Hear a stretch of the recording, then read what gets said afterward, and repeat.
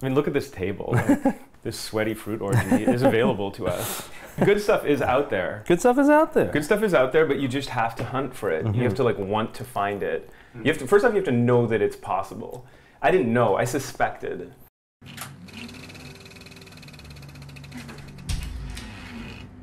Is it strange that when I look at certain fruit, I find myself a bit aroused? Almost like it's trying to seduce me.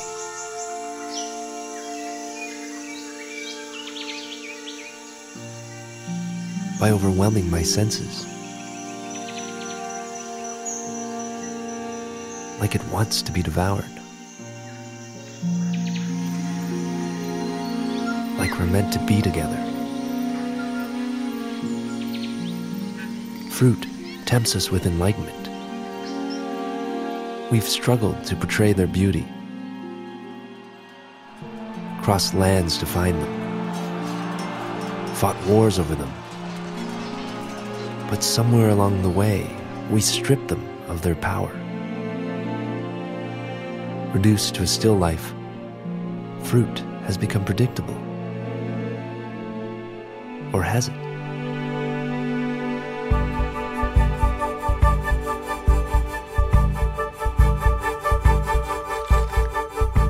My name's Young Chang.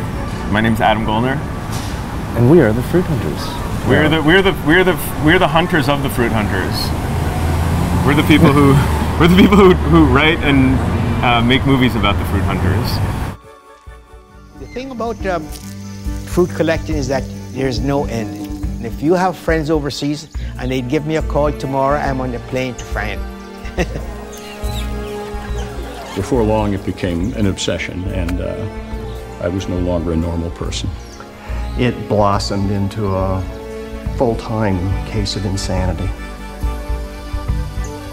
Oh man, you know, when I started out in this whole thing, I was just like, I'm a filmmaker.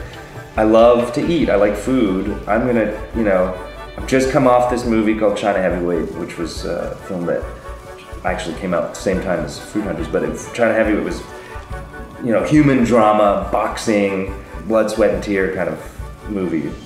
And I didn't want to deal with that. I wanted something happy and inspiring. And Adam and I both discovered, I think, that fruit is inspiring. It's like they're sculptural and they're beautiful. And it was like this sort of idea that using fruit as a source of imagination, where could we take it? Where could I take it as a filmmaker? The fruit world is a world of, it's the marketplace. Yeah. Before the stock market, It was the fruit market. It was the fruit market. It's where people were executed publicly. It was where justice was dealt out. Exactly. Shall we go to this one here? Yeah, let's do it. The key thing about when you're approaching a documentary film is you need to find the right subjects. You need to find characters. And in documentary, I think a lot of the terminology we use is similar to feature filmmaking.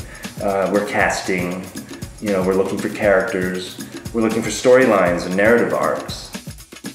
For me, it was always a little bit sprawling and difficult. Aside from the pressure of having to adapt a book that a friend of yours wrote and do it justice, there was also the challenge of trying to, you know, siphon down all the content of this world of fruit, which is essentially like making a movie about nature. I did feel that I needed to try to make something that would stand alone and with your book. And that was difficult. I know that when I was making up the Yangtze, it was much more of a kind of a soul-searching journey, and I spent all my time along that river, and there was time to think about things and try different things, but this one we had to really hone in on the characters we were following, and it was amazing. I learned a lot in the process as well. Yeah, well, you did it. We did it, and fruit is the source of it. Filmmaking is all about collaboration. And it's not fair to say like, oh, and then I had this idea to do this. Using the I statement is difficult, I think, when you're making a film, because it's highly collaborative. From the inception to the post-production, there's like 1,000 people involved. And you lean on them for their creative input. And Adam as well, during the adaptation process, he was integral in consulting and helping us figure out ways to tell the story. Best fruit I ever ate. You know, people ask that question, like, what's your favorite fruit? It's such a rookie question. What's your favorite fruit? Yeah, it is a rookie question. It's not about the favorite fruit. It's about that moment, right? You're searching for that eternal unknown moment, as you describe in your book. About entering the eternal now. The eternal now. That's what happens when we get together. You get fruit and people that love fruit together, and it's gonna be wild. It's gonna be unforgettable. Shall we? Yeah.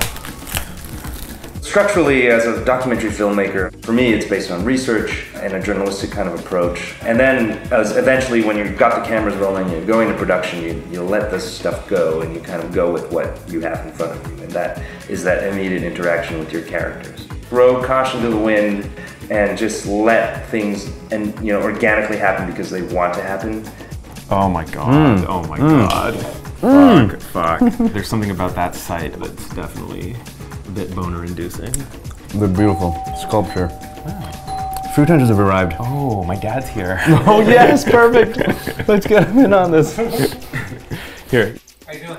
How are you? Very well. Have you had a durian before? No.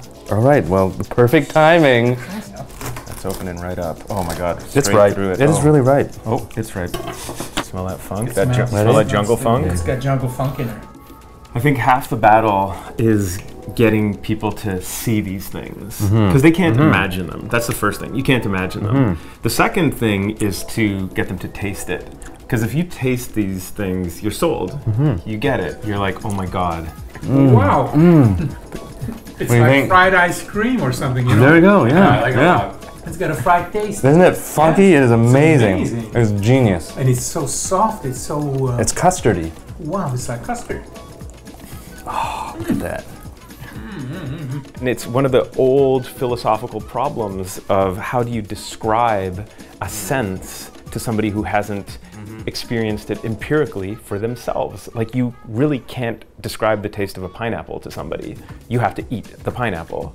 The tragedy of fruit consumption in North America is often that you go to the supermarket, for example, and all you find are the common varieties of the 5 things, the apple, the pear, the banana.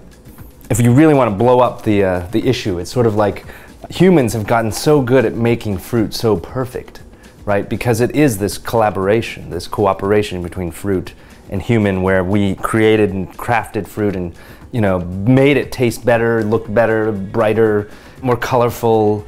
But as a result, we've sort of created this, saturated this world of fruit, so that all you have are just 5 varieties of the perfect fruit that doesn't taste right. But fruit, it really isn't about that. Fruit is all about, this kind of thing, this platter of unusual tastiness that you can't find anywhere else. Like there's a problem where I think at the source of it all, we've forgotten what it means to be fruit hunters, because we all have it in our hearts. It's sort of we're wired to be fruit hunters, and I think maybe something we do in the movie and in your book is try to find that reconnection, to be able to open up that locked away innate